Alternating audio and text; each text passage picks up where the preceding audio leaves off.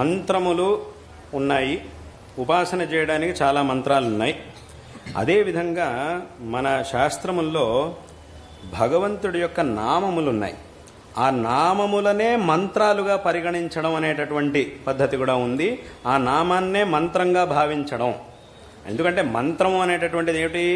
ఎవరైతే ఆ మంత్రాన్ని జపిస్తారో, ఉపాసన చేస్తారో వాళ్ళని కాపాడి వాళ్ళకి శ్రేయస్సుని కలిగించేటటువంటిదే మంత్రం.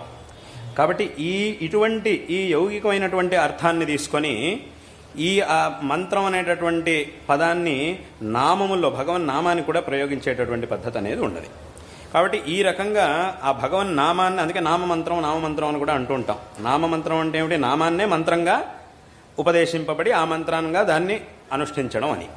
కాబట్టి ఈ మహామంత్రాలు, మంత్రశాస్త్రంలో చెప్పినటువంటి విశేషమైన మంత్రాలు అవన్నీ కూడా ఏవైతే ఉన్నాయో, ఇప్పుడు పంచాక్షరి గాయత్రి, పంచాక్షరి, అష్టాక్షరి, శ్రీ విద్య మొదలైనటువంటి రకరకాల మంత్ర జపాలన్నీ, బాలామంత్రం ఇత్యాది మంత్రాలన్నీ కూడా ఉన్నాయి.